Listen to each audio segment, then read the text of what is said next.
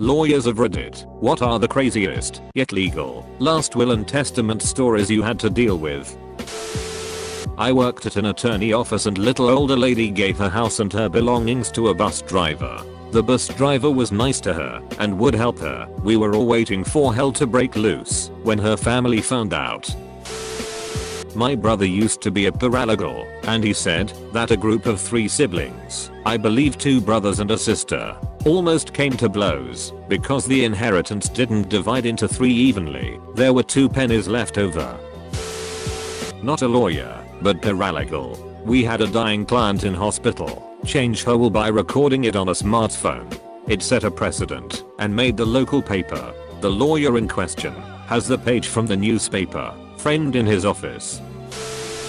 2 sons of really wealthy couple go to the family lawyer to have the will read. Lawyer is super nervous. He has known them both since they were kids. One son gets the entire inheritance and the other gets nothing. The explanation was that it should be passed through to blood relatives only. So that was the day he found out he was adopted. Edit. A lot of people asked what happened. I only heard of this through a friend, so I don't have the full story, but the reason it went to a lawyer, the person I know, was that it was being contested, so the disinherited son had to contest. I believe over the amount, not that his brother wasn't willing to give him anything. Crazy. I work for a lawyer who does wills. We've had a lady put in her will that one of her adult sons was not to receive his share until he visited a dentist and the other son lost 70 lbs. Another lady put in her will that she wanted her cats cremated with her when she died. Told her that's not going to happen. Human remains and animal remains do not get cremated at once. So she settled on cremated separately and joined together, then buried together. Typically wills are about 10 pages for the average person. We had a lady who had a 56-page will. She detailed everything from her house to people wooden ladle to toilet paper holder to magazine basket to etc. For every single item in this lady's house. We had a man put in his will that his family was to go to the zoo immediately after his burial that day. We thought that was more heartwarming. We had a lady that told us to put in her will that she wanted to be buried on her property next to her husband. She lived on a small rural property. Totally illegal to have human remains buried there. Refused to tell us whether her husband was cremated or not and had dictated that she did not want to be cremated. Edit. Her husband had died 5 or 6 years prior. So it's not as though it was 50 years where things like that may have been a little overlooked. We work with many people from a certain religion. A lot of people we do wills for leave at least 90% of their estates to the church instead of their families. I was in rehab with a guy whose grandmother left him $5 million. If he could quit heroin for 2 years, he would have to wear one of those drug patches that the courts use for probationers the entire time, which are exceptionally hard to fool. $5 million?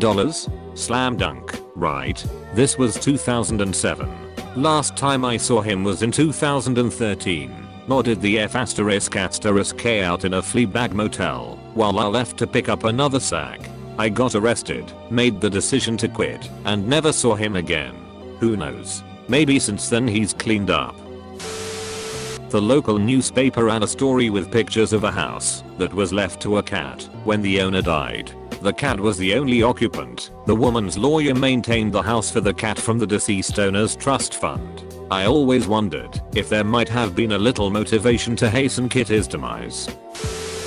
There's a famous UK case. One of the richest men in the world at the time died during the journey between his solicitor and his country estate, all because he forgot his glasses. Took lawyers just over 100 years to spend the entire estate in legal fees. The name of the case escapes me. I was a witness to one where the lady wanted to make sure her daughter divorced her husband when she had no intentions of doing so if she wanted her part of the estate. Thankfully that is not legally enforceable, so nothing came from it. My dad is a lawyer and a friend of my grandpa, who was in his 80s and had end-stage cancer, made his will. He was a big fan of weapons and wanted to give them to my dad, as a fan too. He left him 2 shotguns, a Glock and a revolver. My dad told him it would be better to write it in the will because my country's law says you can only own 5 weapons at a time. My dad had already 4 at the time, so he would have to give some up. But if you inherit them, it doesn't add to the limit. So they made a testament and he gave him the weapons except for the revolver because it was his favorite and didn't want to give it away yet. My dad instantly knew why, but didn't say anything. 2 weeks later the guy shot himself with a revolver. He still hasn't got the revolver because police still has it. He never told my grandpa that he knew, but he didn't want to take this guy's chance of ending his life on his own terms instead, if waiting for the cancer to win. I saw a couple giving $100,000 to the next caretakers of their pets. Not a lawyer, but that's the craziest I saw from our clients. Not the lawyer, but worked in the wills and trusts part of a financial firm. Conditional trusts / wills about the trustee having to be clean and sober to receive their money were pretty normal, but the weirdest one I saw was a guy who wanted to set up a trust that said his daughter could only receive monthly payment from the trust he'd set up if she remained below a certain, quite low, weight. He was setting it up while still alive, but it was a perpetual trust, so that rule would stay in place after he died. I can't imagine having such a controlling parent that they feel the need to dictate how much I weigh from beyond the grave. Not a lawyer, but when my dad was growing up there was this little old lady across the street without any family. She was from Finland and her husband died during WW2. She immigrated to the States and had no one.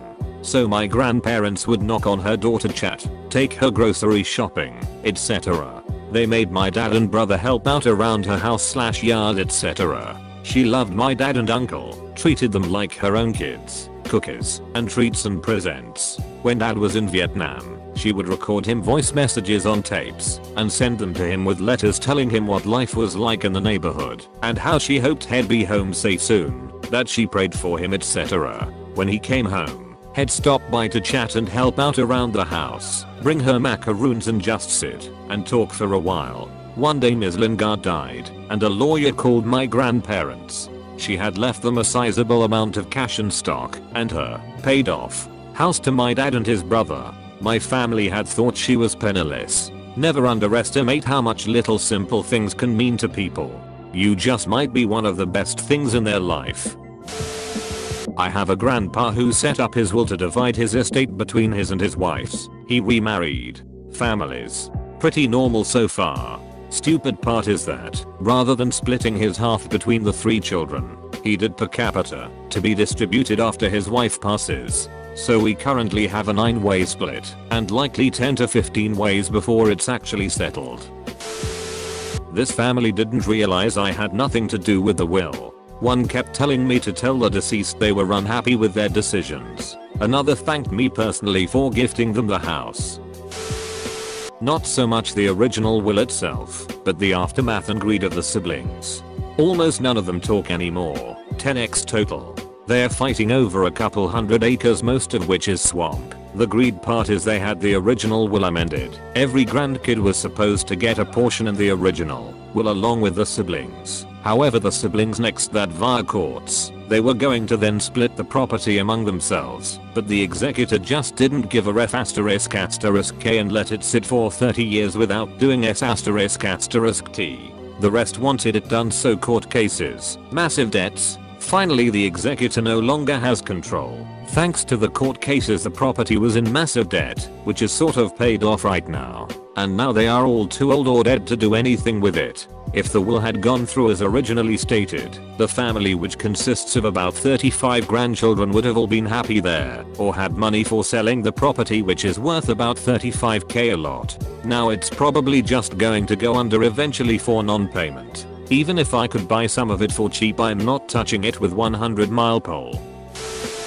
Ironal, but my school lucked into its art museum because of William Ackland's crazy will. He donated a ton of money to Duke for an art museum.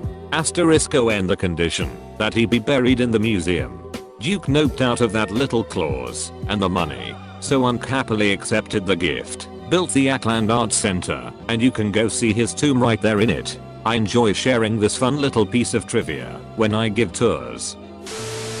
Steady Ed Hedrick, the inventor of the frisbee, had his ashes melted into some frisbees. Just a guy who grew up in California throwing the things. I read a will that was pretty normal up until the decedent asked that his cremated ashes be sprinkled on the crotches of well-endowed teenage boys. Maybe he was trying to be funny. Not a lawyer, but I have a crazy story. My grandma's sister was a narcissist and extremely vindictive. She and her husband gained a significant number of assets over the years, including a somewhat profitable farm with over 100 acres of fields. They had a few children, all boys, and they all had wives and children of their own. Her husband died about 6 years before she did.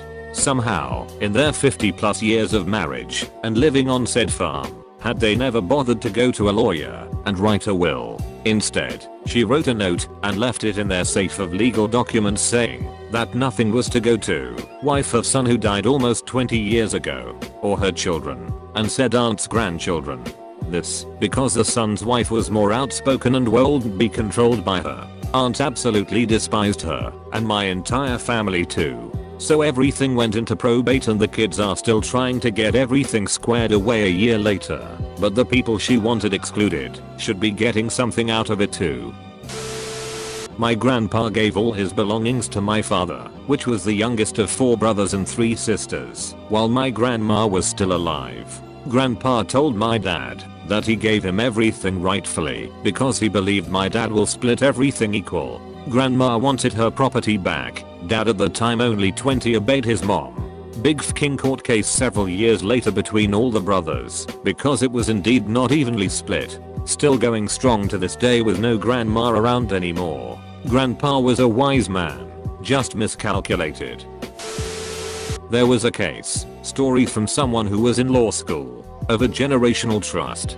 This says all my grandchildren get $sign when the youngest reaches the age of 25. The youngest grandchild was 24, and they were all making plans for their inheritance. Plot twist. One of the sons remarried and had a baby, a new heir, when the other grandchildren were 24. So they had to wait until they were 50+ to inherit. Edit. I asked if the baby had a bodyguard, and my friend didn't know. I think one of the grandchildren was in law school and was a classmate of my friend who told me the story. This was in the 1990s, I believe.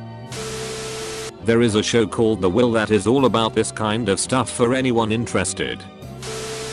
When I was in law school, a professor of mine told me about her brother had been left $800,000 million by a pensioner at the church where he was a vicar. Obviously the family contested it, but being the monastic man he was, he wanted to keep it. A relative from my dad's side didn't get married / have a life to care for her sick mother. She lived with her while all her 5 siblings went to live their lives and got their own homes. They all said throughout their lives that when the mother died, this daughter would get the house since she was the only one caring for her.